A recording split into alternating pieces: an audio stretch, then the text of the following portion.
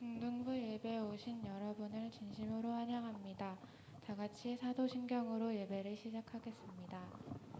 나는 전능하신 아버지 하나님, 천지의 창조주를 믿습니다. 나는 그의 유일하신 아들, 우리 주 예수 그리스도를 믿습니다. 그는 성령으로 잉태되어 정정년 마리아에게서 나시고 본디오 빌라도에게 고난을 받아 십자가에 못 박혀 죽으시고 장사된 지 사흘 만에 죽은 자 가운데서 다시 살아나셨으며 하늘에 오르시어 전능하신 아버지 하나님 우편에 앉아 계시다가 거기로부터 살아있는 자와 죽은 자를 심판하러 오십니다. 나는 성령을 믿으며 거룩한 공교회와 성도의 교제와 죄를 용서받는 것과 몸의 부활과 영생을 믿습니다. 아멘.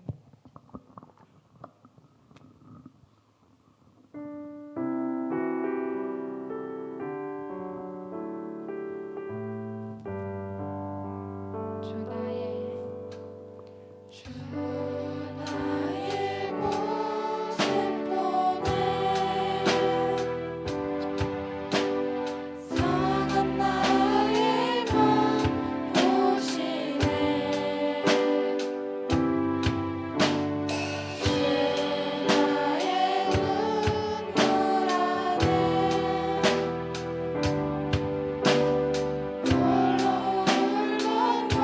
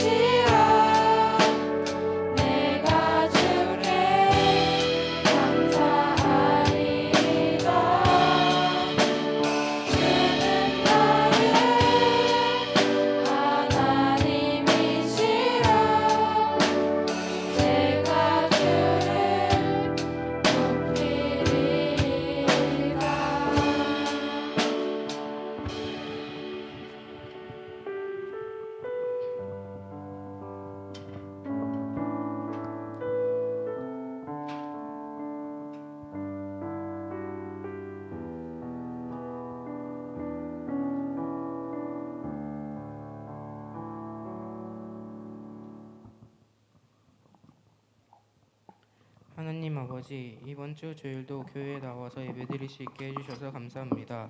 이번 한 주간도 저희가 많은 죄를 지었습니다. 그 죄들을 용서해 주세요. 그리고 요즘 코로나 때문에 많은 사람들이 고통받고 있습니다. 그들을 하나님께서 도와주시고 이 코로나가 하루빨리 끝날 수 있게 해주세요. 또 오늘 말씀을 통해서 저희의 삶이 옳게 바뀌게 해주세요. 감사드리며 예수님의 이름으로 기도합나이다. 아멘.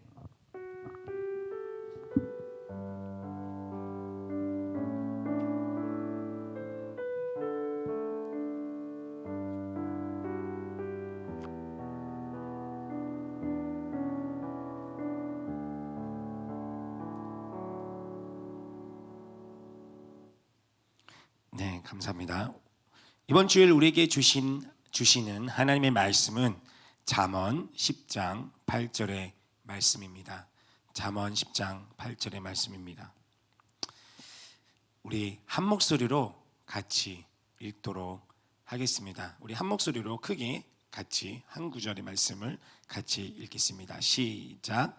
마음이 지혜로운 자는 계명을 받아들이지만 말만 많은 바보는 망할 것이다. 아멘.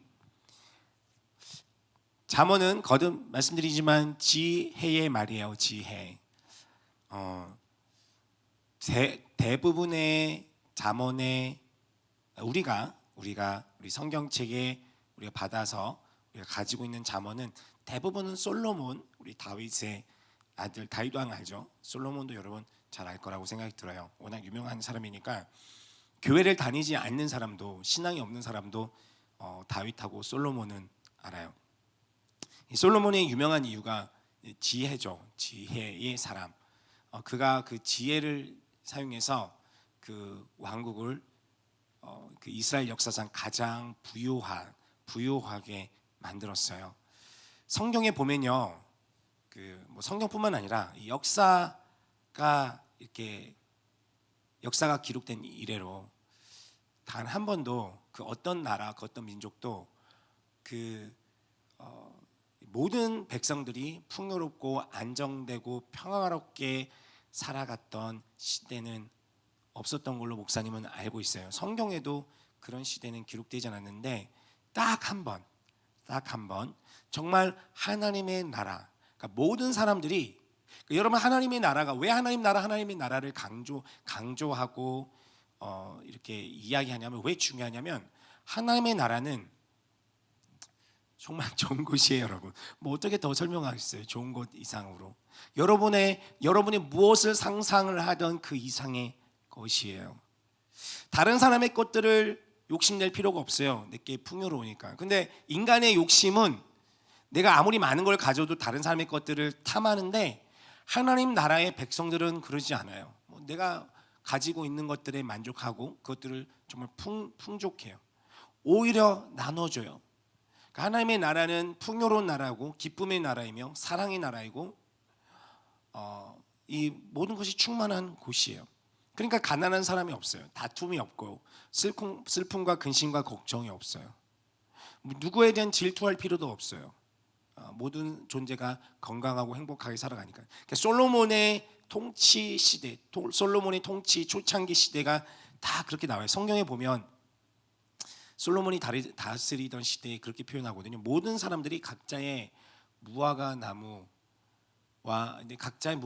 밑에서 이제 뭐 살았다, 뭐 쉬었다 이런 표현이 있는데, 그게 무슨 말이냐면 그게 요한계시록에도 나오거든요.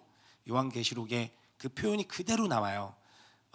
이 마지막 시대 때 예수님께서 이 땅에 다시 오셔서 하나님 나라를, 그 새 나라와 새 하늘과 새 땅, 하나님의 나라를 이룩하셨을 때에 그 이 땅에 살아가는 백성들이 누리게 될 그 하나님의 나라, 소위 천국, 파라다이스 모습, 그러니까 솔로몬이 통치하던 시기에 그런 때가 한번 왔었다라는 것. 근데 그러한 그 풍요로운 하나님의 나라, 풍요로운 나라, 모든 사람들이 행복하게 살아가는 그 순간, 그 나라를 어떻게 그가 만들 수 있었냐면 뭘로요? 지혜. 여러분 어릴 때 교회를 여러분 쭉 다녔다라면, 혹시 교회를 안 다녔던 친구도 괜찮아요? 들어봤을 거라고 생각이 들어요. 이 솔로몬이 다윗의 뒤를 이어, 다윗은 정복 전쟁을 치렀어요. 다윗 정말 대단한 사람이에요. 하나님께서 이스라엘 백성들, 이집트에서 이제 건져내셔서 하나님께서 그들을 하나님의 군대로 삼으셨어요. 두 가지, 이스라엘 백성, 그러니까 아브라함에게 약속하셨던 그 약속, 내가 너로 큰 민족을 이루고 그를 통해서 온 열방이 복을 받게 하겠다, 그 약속을 이루시는 그 과정 속에서 이제 이스라엘 백성, 아브라함의 자손들에게 이제 그들이 큰 민족을 이루어졌어요.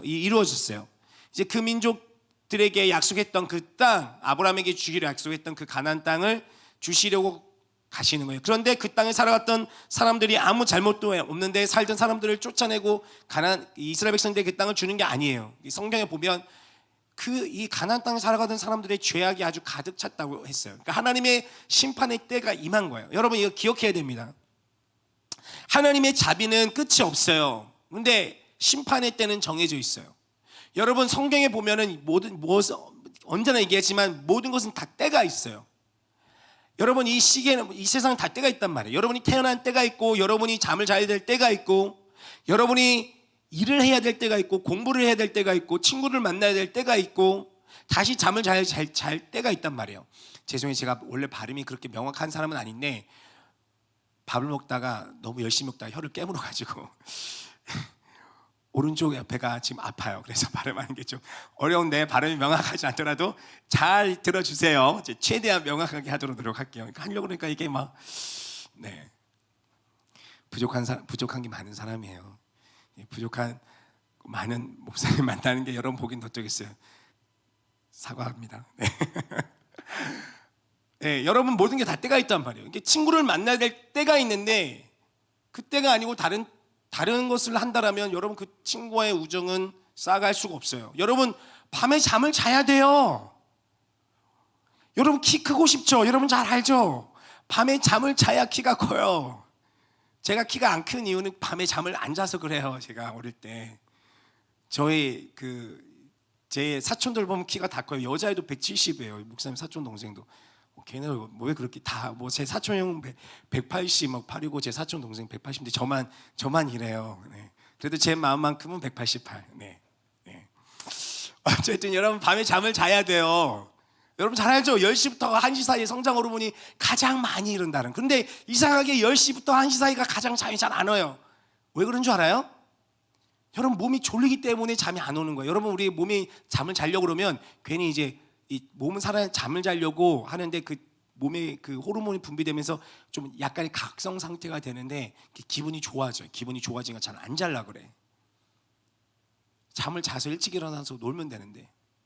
그렇죠? 그러니까 잠을 자야 할 때 잠을 자야 몸이 건강해요.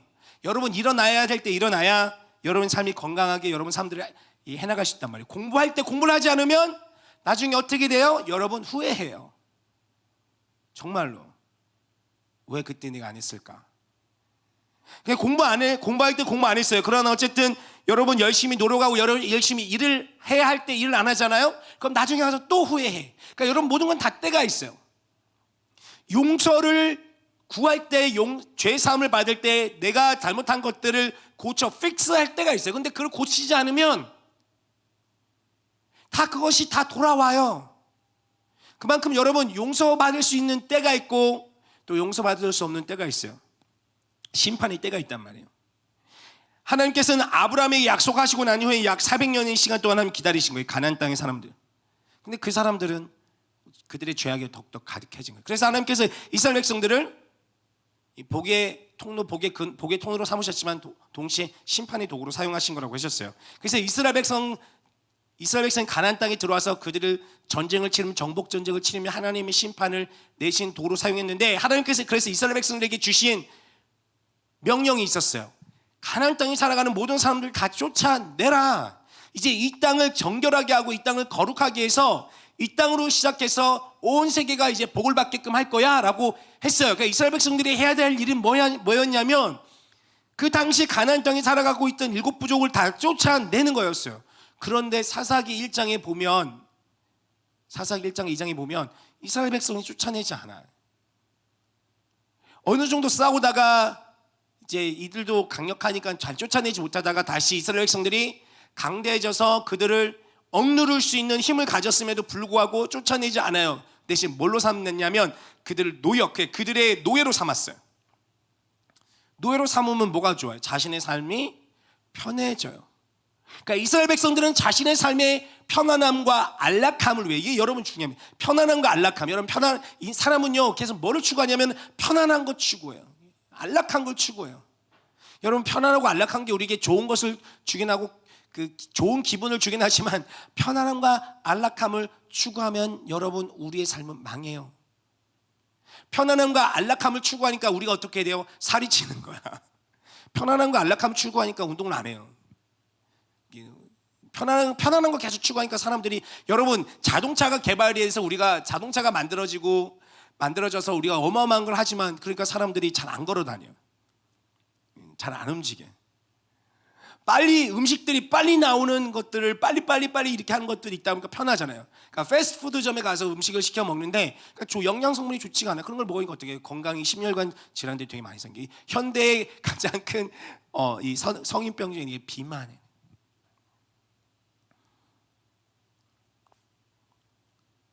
편안함과 안락함을 추구했기 때문에 이스라엘 백성들이 하나님의 말씀에 따르지 못했어요. 그러니까 어떻게 됐냐면 그 자신들이 노예로 살았던 이 사람들이, 여러분 다 때가 있다니까. 다 때가 있어요. 여러분 누가 잘 나가는 것 같죠? 그 잘 나가는 때가 있어요. 그리고 나서는 안 돼요.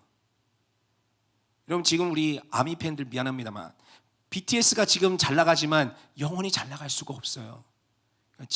지금이 최정성기인지 아니면 또 전성기를 더 갈지 안 갈지 모르겠어요. 그러나 이렇게 돼요. 목사님 때 가장 핫했던 그룹은 H.O.T야. 그리고 핑클과 S.E.S. S.E.S는 진짜 요정인 줄 알았어요. 목사님 고3 때 나왔는데 유진은 진짜 요정인 줄 알았어요. 너무 예뻐가지고. 그들의 인기는 영원한 줄 알았어요. 그렇지 않아요. 지금 다 아줌마 돼가지고.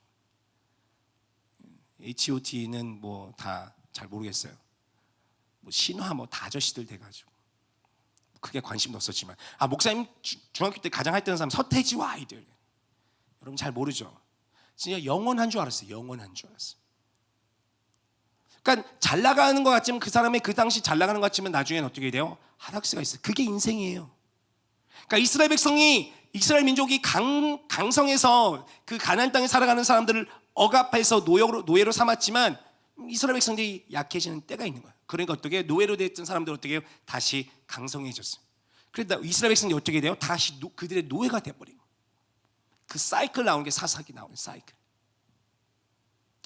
그래서 그 누구도 그 하나님의 말씀에 순종함으로써 용감하게 그 땅을 정복해낸 사람은 없었는데 그 일을 또 이제 들어와서 가나안 땅에 들어와서 누가 이루느냐면 약 400년이 지나서 다윗이 그 일을 이루낸 거예요. 그 땅을 다 정복한 거. 그러니까 대단한 사람이죠, 그렇죠? 다윗의 삶은 피로 점철된 사람이죠. 정복 전쟁을 이뤄서 그 뒤를 이어 이 다윗을 통해 하나님께서 수백 년 전에 약속했던, 여러분, 그러니까 사람은 하나님의 말씀을, 여러분 우리가 올바른 것들을 따르면 안 해도 될 실패를 해요. 여러분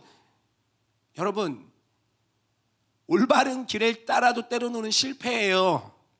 어려움이 있어요. 하나님의 말씀에 온전히 우리가 순종하고 살아간다 하더라도 그 삶에는 고난과 고통과 어려움이 있어요. 이 세상을 살아가면서 고통이 없을래야 없을 수가 없어요. 그러나 여러분 올바른 길을 참 진리 지혜를 따라가다 보면 안 해도 될 실패를, 그러니까 할 필요 없는 실패를 우리가 비껴가도 돼요. 비껴할 수 있어요.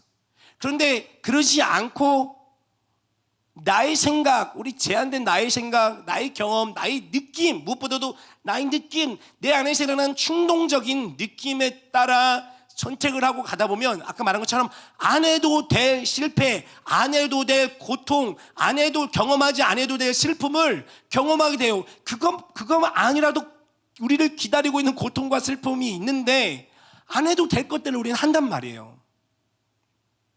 어떤 친구가 몇 주 전에 목사님 이런 질문을 했어요. 목사님, 무엇이든 경험하면 좋은 거니까 그러면 좀 술이나 담배 이런 것도 한번 경험해봐도 좋지 않아요? 안 해도 되는 거예요, 여러분. 안 해도 돼. 안 해도 되는 거예요. 경험해봐요. 종이 하나도 없어요. 그러니까 어떤 사람이 이렇게 말을 해요. 내가 다 해봤는데 별로 안 좋더라.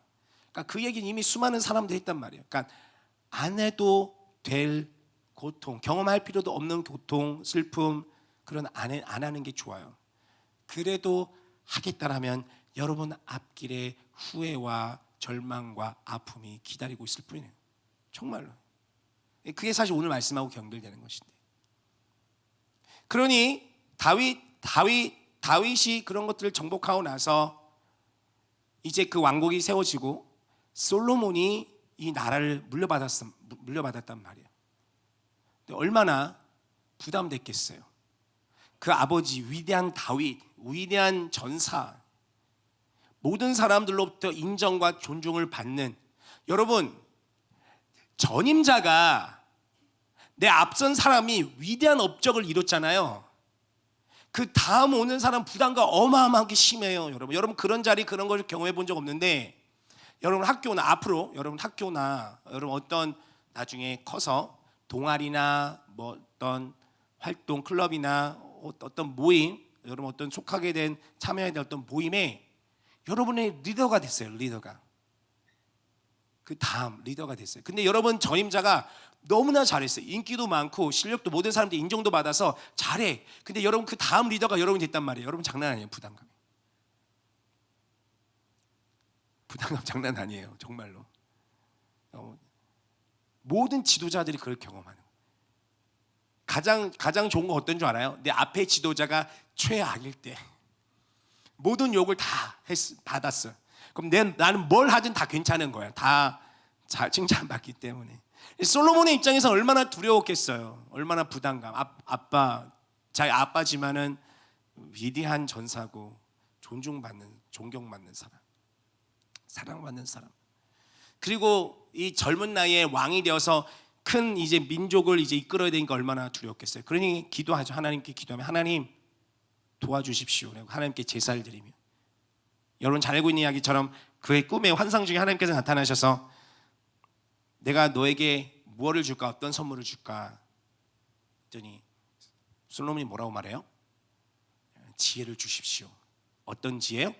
이 민족들을, 이 사람들을, 이 백성들을 잘 다스릴 수 있는 지혜.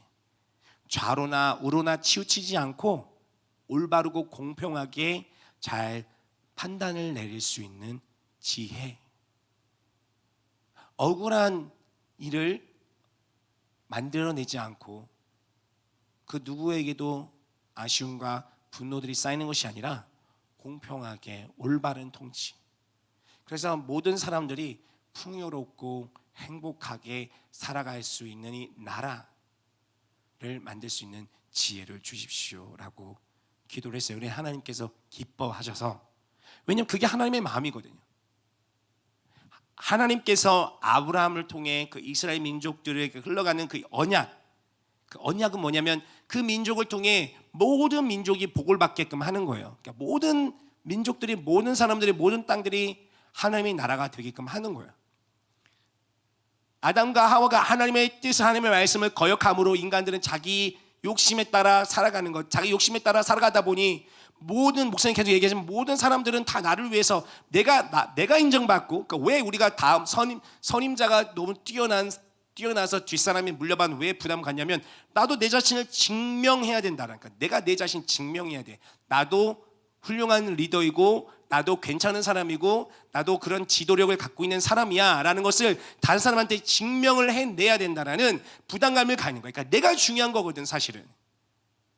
그러니까 내가 중요하기 때문에 다른 사람한테 인정을 받아야 된다는, 내가 중요하기 때문에 부담감이 있는 거예요. 내가 인정을 받아야 된다는 말이 없고, 나는 내가 이 자리에 있는 역할에서 다른 사람이 나를 인정해주지 않던 내가 해야 될 역할을 나는 최선을 다하겠어 라고 하면 부담이 별로 없어요.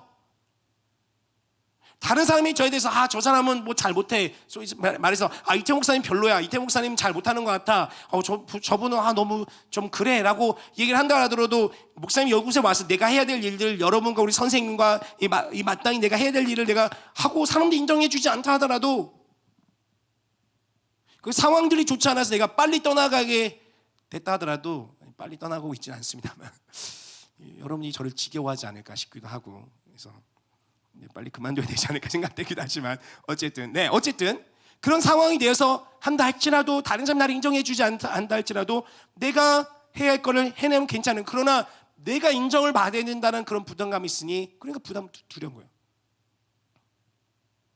그러나 하나님께서는 하나님의 나라, 그 아브라함과 이 이스라엘 백성들을 통해서 이들이 하나님의 말씀을 떠난 사람들, 자기 자신만을 위해 다른 사람들을 이용하고 다른 사람들을 착취하고 다른 사람들을 억압함을 통해서 자신의 위대함을 증명하려고 하는 이 세상의 법칙을 따르는 것이 아니라 이미 우리에게 부족함 없이 충만한 것을 주시고 계시는 하나님으로부터 그 자원들, 하나님부터 오는 그 생명, 그 모든 리소스들을 우리에게 있다라는 것들을 믿으면서 하나님부터 오시는 그 생명력을 가지고 다른 사람을 돕는데 살아가는 사람들을 하나님께서 찾으시는데, 그게 가장 필요한 게 뭐냐면 지혜. 그러니까 지혜로운 사람들은 어떻게 행동하냐면 자신의 이익만을 위한 선택을 절대 하지 않아요. 왜냐하면 사람은 다 똑같아요. 생각을 해보세요. 여러분 주변에 이기적인 친구가 있으면 그 친구랑 같이 하고 싶어요? 나도 이기적이지만 이기적인 사람 만나면 싫은 거야. 그러니까 어리석은 사람들은 그런 걸 못 봐요. 어리석은 사람들은 내 눈앞에 보이는 이익 보기 때문에, 내 눈앞에 보이는 손해만 보이기 때문에 이기적인 선택을 해요. 그게 인간이 갖고 있는 비참함과 한계예요. 근데 지혜로운 사람은 내 눈앞에 보이는 손해와 이익을 뛰어넘어 공공의 이익 혹은 때로는 나의 손해를 당한다 할지라도 타인의 이익을 위해서 행동을 해요. 근데 놀라운 사실은 뭔지 알아요? 놀라운 사실, 나의 은혜를 입어 나의 도움을 받은 사람들의 마음에 감화를 받아 내가 베풀었던 은혜가 돌아와요. 이게 리턴해와요. 때로는 이 리턴이 된다라는 것들에 대한 확신이 없기 때문에 사람들은 그 두려움에 어리석은 선택들을 한다는 거예요. 근데 이게 인간이 갖고 있는 한계라. 그러니까 솔로몬이 하나님께 요구했던 지혜, 그러니 모든 사람들이 다 자기의 이익을 선택하고 그런 어리석은 결정을 하는 이 시대에 솔로몬만이 하나님에게 지혜를 주십시오. 나의 부와 나의 건강과 나의 강력한 군대, 나의 안정감을 추구하는 것이 아니라 어떻게 하면 이 나라, 이 민족, 이 땅을 어떻게 내가 잘 다스릴 수 있겠습니까? 그 지혜를 주십시오. 하나님 깊은 거예요. 그게 하나님의 형상. 목사님이 지난주에 얘기했죠. 그런 다른 동물들과 다른 피조물들과 하나님의 형상, 인간이 다른 점이 뭐라고요? 인간만이, 하나님의 형상인 사람만이 아무 대가 없이 내게 돌아온 어떤 리턴이 될 거라는 아무 그런 보장이 없이 다른 누군가를 위해서 희생할 수 있어요. 거듭 말하지만 동물들도 다른 존재를 위해서 희생을 해요. 근데 그 존재 어떤 존재요? 내가 사랑하는 존재예요. 종종 우리 TV나 뉴스 이런 것들 기사를 통해서 봐요. 동물들이, 개들이 자기 주인을 위해서 불길에 들어가서 그 생명을 내던지기도 하고 그래요. 자기 주인, 자기를 사랑하는 주인, 자기를 사랑해줘 돌봐준 주인. 그러나 사람만이 원수를 사랑할 수 있고, 그 원수가 나에게 와서 용서를 구하지 않았다 하더라도 사람만이 그렇게 할 수 있어요. 하나님의 형상만이. 왜 그런 줄 아세요?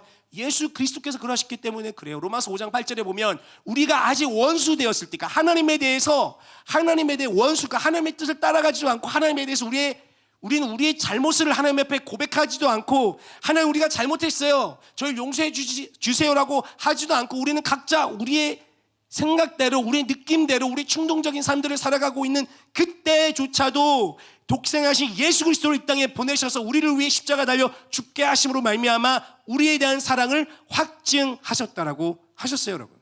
그게 하나님의 사랑이에요. 하나님의 형상을 입은 사람들만이 그렇게 할 수 있다는 거예요.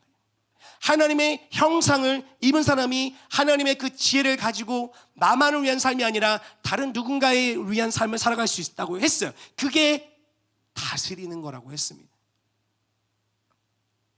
오늘 우리가 읽은 말씀이 다스리는 자의 길, 오늘 제목이 다스리는 자의 길이에요. 그러니까 여러분은 여전히 이렇게 성장의 시기예요. 여러분은 여전히 어린일지 모르지만 여전히 여러분이 갖고 있는 힘과 지혜, 지식, 경험으로 충분히 다른 누군가를 도울 수 있을까? 여러분 충분히 다스릴 수 있는 다스리는 사람들이에요. 여러분이 그 능력들을, 여러분이 이미 갖고 있는 그 하나님으로부터 받은 그 리소스들, 그런 자원들, 그런 능력들을, 그런 의지, 그 힘들을 여러분이 자각을 하느냐 못하느냐의 차이지. 여러분 우리가 지난번에 했던 수련회를 통해서 여러분 무엇을 느꼈습니까? 내가 수련회 참여한 친구들 아주 작은 부분일지 모르지만 여러분이 살아가는 영역, 여러분이 살아가는 환경을 여러분이 깨끗하게, 좀 더 깨끗하고 이 지구를, 하나님께서 우리에게 허락한 이 환경을 좀 더 건강하게 만드는데 기여했어요. 여러분이 다스린 거예요. 여러분이 이미 갖고 있는 지식과 지혜와 경험과 힘과 능력을 활용했어요. 그리고 할 수 있는 거예요. 그보다 더 많은 것들을 할 수 있어요. 여러분 스스로 자각을 한다라면. 여러분이 분명히 여러분 스스로가 나는 하나님의 자녀, 하나님의 형상이네. 나는 이 세상을 통치하고 다스리는 자로 부르심을 받았고 그것이 나의 삶이 이 세상을 보다 풍요롭고 아름답게 만드는 것이 나의 사명이야. 그게 바로 나야. 그런 자각. 그러나 여러분 여전히 여러분에게 그런 능력이 있지만 여러분 여전히 미숙한 사람이에요. 저 목사님도 여전히 미숙해요. 모든 존재는 미숙해요. 그렇기 때문에 우리에게는 뭐가 있어요? 성장. 배워야 되는 거예요. 계속해서 배우고 목사님도 이번에 영상에서 나눴지만 플로깅이라는 것들에 대해서 처음 배워봤어요. 다른 사람이 하는 모습에서 뭐 되게 멋있다고 했는데 저게 뭐지? 이런 거구나. 나도 해야겠다 더. 여러분이 학교나 이런 데서 다양한 매체에서 이 플라스틱에 대해, 미세 플라스틱에 대해서 여러분 배웠겠었지만 여러분 이번에 수련회 참여하고 실천해 보면서 여러분 느꼈을 거예요. 나의 일상에서 플라스틱을 내가 얼마나 많이 사용하고 있고 이것들에 대해서 이것들을 사용하지 않고 지내는 게 얼마나 쉽지 않은 일인지, 내가 얼마나 이곳에 익숙해져 있는지 배웠을 거예요. 그러니까 좀 더 미숙하면서 좀 더 성숙으로 나가는 거예요. 그러니까 여러분 계속해서 우리가 성숙으로 나가면 나갈수록 우리는 더욱 훌륭한 지도자가 다스리는 사람들이 될 수 있습니다. 그 키, 우리가 어떻게 해서 더욱더 성숙한 사람이 될 수 있느냐. 오늘 말씀 한번 다시 띄워주십시오. 우리 한 번 더 같이 읽어봅시다. 같이 읽을게요. 시작. 마음이 지혜로운 자는 계명을 받아들이지만 말만 많은 바보는 망할 것이다. 솔로몬이 그 나라를 통치하기 위해 그 두려운 마음에 본인이 가장 필요한 것들은 지혜라고 요청했던 것처럼, 목사님 계속 강조하는 것처럼 여러분 훌륭한 지도자, 훌륭한 다스리는 사람, 특별히 하나님의 형상으로서 내 자신뿐만 아니라 내 주변에 있는 사람들을 올바로 다스리며, 그러니까 도우며 살아가기 위해서 뭐가 필요하냐면 지혜가 필요합니다. 여러분 무조건 내가 돕는다고 해서 그 사람을 돕는 게 아닐 수도 있어요. 그러니까 내가 생각했을 때 이게 돕는 방법이야라는 게 그 사람한테는 돕는 것이 아닐 수 있어요. 단적인 예로, 너무 좀 단순한 얘기긴 합니다만, 그 예전에, 지금은 대학생이 된 친구예요. 그 늦둥이야. 그 친구는 그 언니들하고 오빠하고 나이 차가 좀 있어요. 그러니 엄마와 아빠는, 그러니까 특별히 엄마는, 권사님은 이 아이가, 그리고 또 신앙도 너무 좋으신 분이에요. 훌륭하신 분이고. 그러니까 그리고 이제 자녀가 너무 이런 학업이나 이런데 스트레스 받기를 원치 않아서 그 막내에게 공부 많이 열심히 안 해도 성적 그렇게 안 좋아도 돼, 너무 스트레스 받지 마. 근데 이 아이가 원한 거는 공부를 잘하고 싶은 거였거든. 근데 엄마 마음에는 이 아이가 공부에 대한 스트레스 받지 않아도 엄마가 잘 도우면 이렇게 행복하게 잘 살아갈 수 있으니까 엄마 생각에는 돕는다라고, 누구야 너무 스트레스 받지 마. 근데 이 친구가 바라는 거 뭐냐면 본인 공부 더 잘하고 싶은 거였거든. 그러니까 여러분 지가 있어야 돼요. 그러니까 내가 생각했을 때에 이 아이의 어려움은, 이 친구의 어려움은 이거일 거야. 그러니까 이거를 주는, 아니야. 때로는 쉼과 때로는 그런 격려가 필요할 때가 있어요. 그러니까 여러분 말도 적절한 때, 아까 말해 모든 게 다 때가 있다니까. 다 때가 있어요.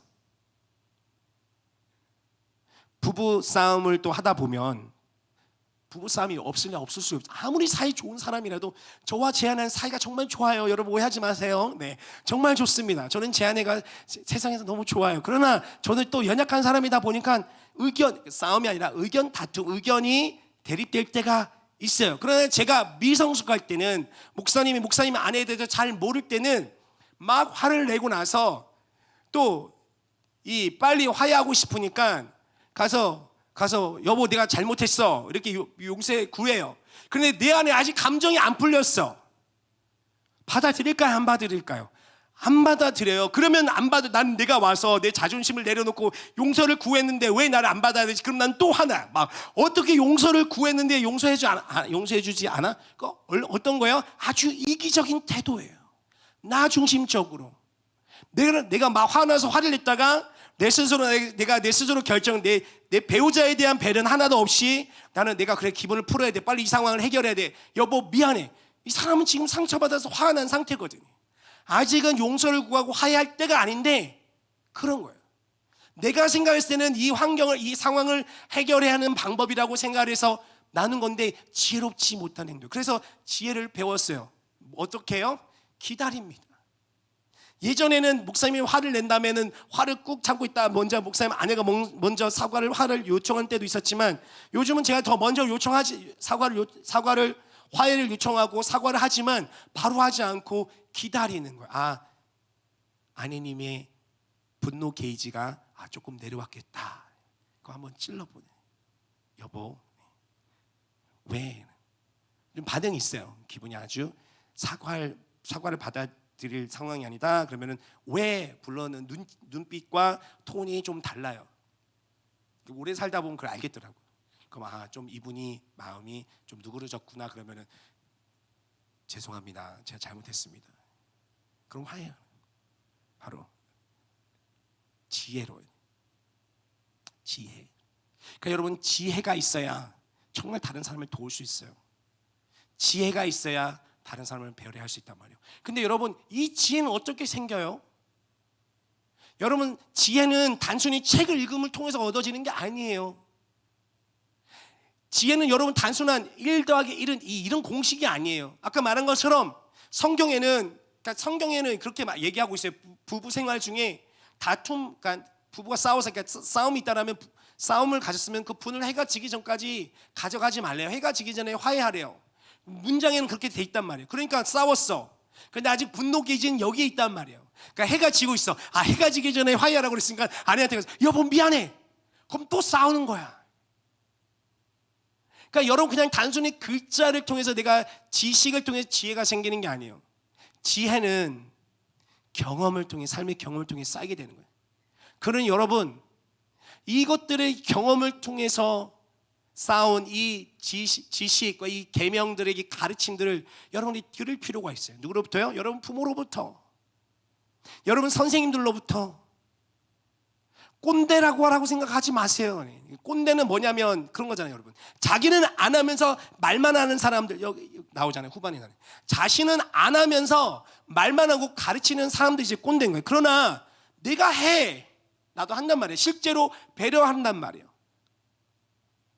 내가 가르치는 대상에서 부모이지만 자녀를 배려하는 것, 선생님이지만 학생을 배려하는 것, 어른이지만 나보다 나이 어린 사람을 배려하면서 조심스럽게 그 지혜를 나누는 것, 그건 물론 어른들, 선생님, 교사, 부모도 해야 될 영역이지만 지혜를 구하는 사람들은 나의 삶의 선배로부터 전해오는 이 지식을 또 그 사람들의 지식을 녹아낸 지혜의 말들에 우리가 귀를 기울일 필요가 있어요. 특별히 하나님의 말씀, 계명. 하나님이 누구세요? 하나님께서는 이 세상에 질서를 세우신 분이세요. 하나님께서는 이 질서를 따라 이 세상을 운행하시는 분이세요. 이 혼돈스러운 이 세상에 아름다움을 부여하신 분이세요. 그러니 무엇이 가장 아름다운 길인지, 무엇이 아름다운 방법인지를 아시는 분이에요. 왜냐하면 그분이 세우셨기 때문에. 그렇기 때문에 지혜로운 사람은 이 계명을 들어요. 이 계명을 듣고 아까 말했죠. 이 계명을 듣고 내 삶 속에서 적용하면서 살아가는 거예요. 그러니까 여러분 계명을 듣고 삶을 내 삶 속에 적용하고 살아가도 고통이 있다니까. 왜냐하면 이걸 그대로 적용하는데 어려움이 있으니까. 하다 보면 경험을 통해 내가 알아가는 거. 누군가를 어떻게 배려를 해야 되는지, 어떤 때 이런 말을 해야 되는지, 어떤 때 이런 행동을 해야 되는지 지혜가 생겨나는 거예요. 그러니 계명을, 하나님의 말씀을, 계명을 듣는 것, 내 삶의 선배들로부터 그때 삶의 지혜를 듣는 것, 그리고 내 삶 속에 적용해 보면서 그것들 나의 지혜로 삼은 것, 그 사람이 바로 지혜로운 사람이에요. 그러니까 여러분, 지혜로운 사람은 계명을 듣는 사람이 있지만 하나님의 말씀을 듣는 것이지만, 그러니까 하나님의 말씀을 듣기 때문에 결국 어떻게 돼요? 그 사람이 지혜로운 사람이 됩니다. 어리석은 사람은, 그 반대에 있는 어리석은 사람은 뭐만 하냐면 말만 많아요. 말만 해요. 듣지 않아. 목사님 주변에 그런 사람 정말 많아요. 많이 봤어요. 여러분, 이 세상에는 어떤 문제에 대해서 비판하는 사람은 너무 많아요. 어떤 사건이 일어나고 어떤 일이 일어나면 그 일은 잘못됐다, 이거다 분석하며 이야기하는 사람은 너무나 많아요. 그 문제에 대해서 그러면 이건 문제고 이건 잘못된 거야, 그러면 우리가 이렇게 해야 돼, 대안을 제시하는 사람은 좀 있어요.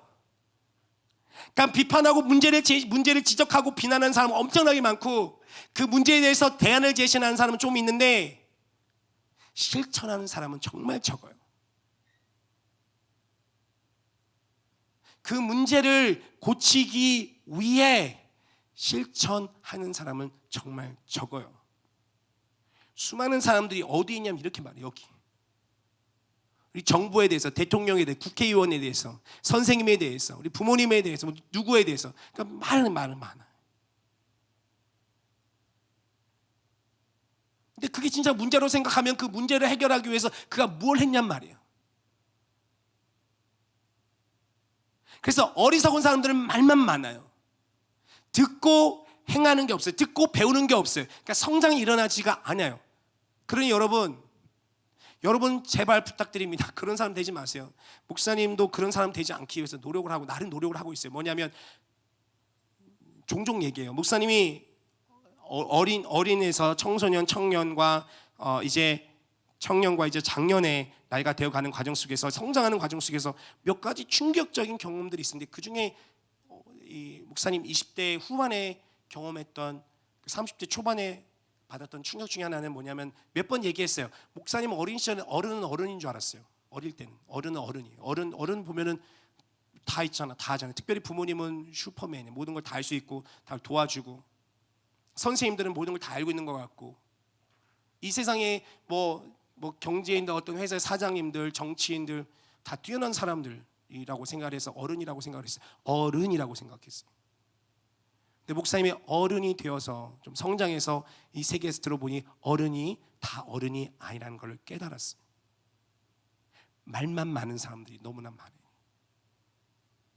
본인의 어떤 문제에 대해서 비판하고 비난을 하지만 대안까지 제시하는 사람도 있을지 모르지만, 실제로 겸손하게 그 일을 해결하기 위해서 내 자신을 던져 녹아내어 그 문제를 해결하고 보다 아름답게 풍요롭게 만들어내는 사람들은 많이 못 봤어요. 말로는 하나님에 대해서, 크리스찬들 중에서 말로는 하나님의 말씀에 대해서 얘기하지만 본인 그 스스로가 그 말씀에 온전히 녹아내어 그 말씀을 받아들여 살아내는 사람들 그렇게 많이 못 봤어요. 목회자에 대해서, 성도에 대해서, 어린 친구들에 대해서, 대학생 청년들에 대해서, 장로님들에 대해서 상관들에 비판하는 사람은 너무나 많아. 근데 그 사람에게 찾아가 그 사람이 갖고 있는 어려움을 도와주고 같이 하려고 하는 사람들 많이 못 봤어요. 행동하는 사람들 많이 못 봤단 말이에요. 그 뭐예요? 듣지 않아요. 하나님의 말씀을 정말 받아들여 그 계명을 듣고 그 계명에 살아가려고 노력하는 사람들 많이 못 봤단 말이에요. 그러니까 진짜 다스리는 정말 지도자가 없어요. 진짜 어른이 별로 없어요. 그래서 그런 걸 봤으니까, 제가 그런 걸 느꼈으니 어떻게 하겠어요? 그러니까 저도 똑같은 사람이 되지 않으려면 내가 그걸 봤으면 저도 어떻게 했어요? 그러니까 저도 제 나름대로 발버둥 치고 있어요. 그런 사람이 되지 않으려고. 부족하지만 가능하면 최대한, 못할 때 너무 많아요. 말한 것은 지키려고 나름 노력하고, 언제나 최대한 가능하면 진실하려고, 뭐뭐한 채 안 하려고 해요. 뭐뭐한 채.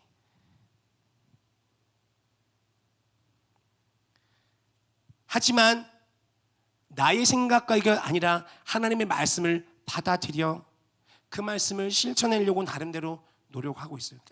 어려워요. 부딪혀요.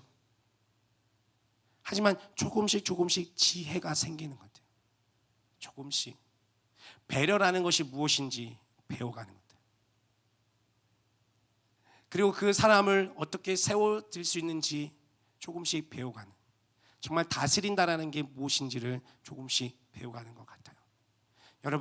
여러분은 다스리는 사람들로 지음받았어요. 그게 하나님의 형상.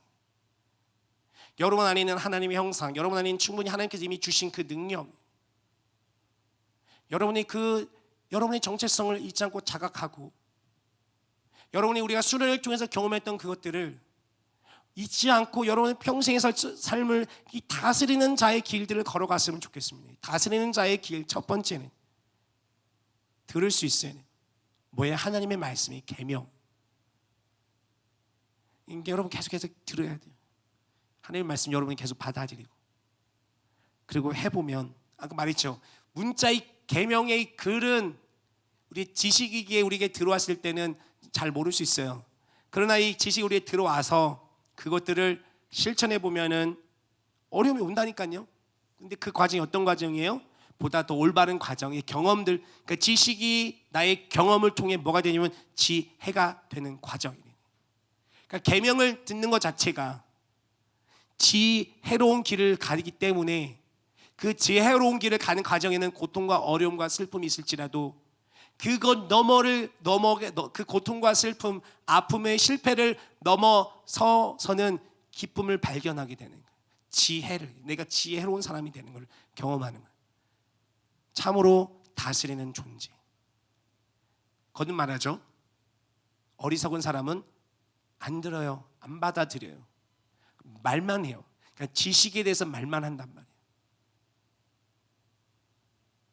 그런 사람들 뭐라 그래요? 요즘 전문어로 꼰대라고 합니다. 꼰대. 그러니까 나이 많은 사람만 꼰대가 아니에요. 젊은 어린데도 꼰대인 사람이 있어요. 자기는 안 하면서 막 말만 이렇게 하는 사람. 그걸 성경에 뭐라고 말하냐면 어리석다 그래. 그런 사람은 다른 사람들을 괴롭혀요. 주변 환경을 파괴해 버리는 거예요. 영혼을 깨트리고 영혼을 아프게 만들고 억누르고 억압하는 존재가 그런 사람들이에요. 그러나 하나님의 말씀을 듣는 사람들, 그리고 때로는 여러분 부모님 거듭 말하지만 여러분 선생님들 통해 듣는 하나님의 지혜의 말씀에 대한 경험들을 여러분 계속해서 듣고 여러분 마음에 새기고 여러분이 실천해보고 실패도 경험해보고 아픔도 경험해보지만 그걸 극복해서 참 지식이 지혜가 되는 그 과정, 연단의 과정을 넘어 여러분이 보다 더 다스리는 자의 길에 계속 걸어가 더 성숙의 길로 나가게 됐을 때에 그걸 알게 된. 여러분 잊지 마세요. 여러분 진짜 다스리는 사람들이라는 거. 여러분 하나님의 형상, 거듭말 다른 이미지들이 있지만 가장 중요한 여러분의 정체성과 여러분의 사명 연결된, 하나님이 우리를 인간을 뭐하는 존재로 만드셨다고요? 이 세상을 통치하는 존재로 지으셨다라는 거예요. 그러니 하나님의 형상을 우리가 이해할 때는 다스리는 것과 연결해서 언제나 생각을 하시는 게 가장 좋아요. 하나님을 대신해서. 여러분 그만큼 위대한 사람들이에요. 여러분 외모, 여러분 지식, 여러분의 겉으로 나타내는 어떤 퍼포먼스 이런 것과 상관없이 여러분 존재 자체가 위대해요. 여러분의 성장의 가능성은 무한합니다. 여러분께 배울 수 있을 때 언제나 배워야 돼요. 나중에 가서 후회하지 말고 하나님의 말씀을 배울 수 있을 때 언제나 끊임없이 배우시고 성장하고, 그래서 여러분이 성장한 만큼 다른 누군가를 도울 수 있고 여러분이 성장한 만큼 다른 누군가의 삶들을 풍요롭게 만들어서 이 세상은 보다 더 아름다워지는 것이고 여러분의 삶은 더욱더 풍요로워지고 아름다워지는 것이기 때문에 우리 계속해서 그 길을 걸어갑시다. 기도하겠습니다.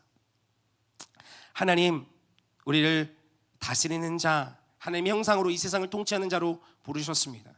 그러나 주님, 어떻게 다스려야 되고 어떻게 도울지 모르겠습니다. 솔로몬이 하나님 그 아버지 다윗의 뒤를 이어 하나님 그 이스라엘 왕국을 물려받았을 때에 이 수많은 사람들을 어떻게 다스리고 이 사람도 어떻게 이끌어가야 될 것인가에 대한 큰 부담감을 가졌을 때에 하나님 제게 지혜를 주십시오. 이 백성들을 다스릴 수 있는 지혜를 주십시오. 옳고 그름을 잘 분별할 수 있고 시기적절하게 올바른 것들을 실행할 수 있는 지혜를 주십시오라고 기도했던 것처럼 주님, 다스리는 자에게 가장 먼저 요구되는 것이 지혜임을 압니다. 하나님, 지혜 있는 자가 계속해서 지혜로운 길을 가기 위해서 하나님의 말씀에 귀를 기울이고 하나님의 계명을 하나님 듣는 자임을 또한 배웁니다. 주님, 말만 하는 자가 아니라 하나님, 내 안에 있는 짧은 식견을 가지고 짧은 지식을 가지고 지혜 없이 말만 하며 비판하며 실행하지 않는 자가 아니라 하나님의 계명을 받아들이고 그 계명을 내 삶 속에서 녹아내며 하나님, 참으로 그 지식이 지혜가 되는 과정, 정말 지도자의 다스리는 자의 그 길을 걸어가기는 그리고 결단하는 우리 모든 중등부 학생들, 저와 우리 선생님이 되도록 은혜 내려 주시옵소서. 감사합니다. 예수님의 이름으로 기도합니다. 아멘. 우리 다 같이 여러분 일어나셔서 여러분 드린 예물을 나의 모습 나의 소유 찬양하시면서 봉헌하도록 하겠습니다.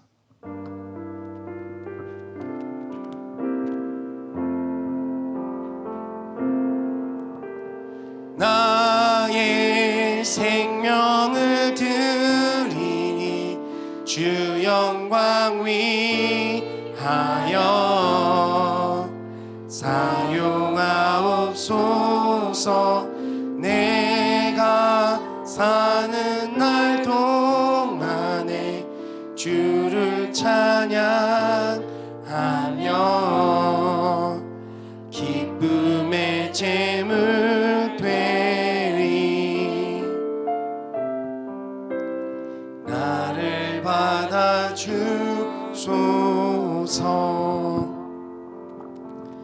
주님 앞에 나와 예배할 때에 우리가 주님께 이 세상이 최고로 여기는 최고의 가치로 삼는 그 물질을 주님 앞에 나와 드림으로써 하나님께 하나님을 향한 우리의 존중을 표현하고 하나님을 경외하는 마음을 표현할 수 있는 시간을 갖게 해주셔서 고맙습니다.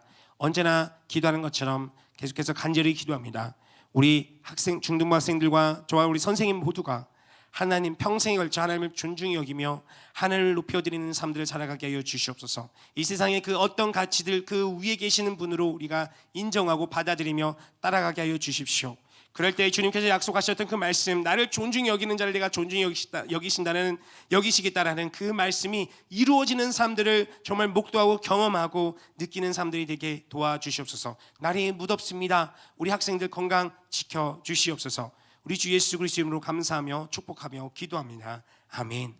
우리 주 예수 그리스도의 은혜와 아버지 하나님의 사랑과 성령님의 함께 하심이 우리 모두가 하나님의 형상, 이 세상을 통치하는 자, 다스리는 자로 지음을 받았음을 기억하며 이 세상을 다스리는 자가 되기 위해 그 다스리는 자의 길, 지혜로운 자의 길, 또한 지혜를 얻는 그 길을 걸어가기로 다짐하고 결단하는 모든 중등부 예배자 위에 지금부터 영원까지 함께 하시기를 축원하옵나이다. 아멘.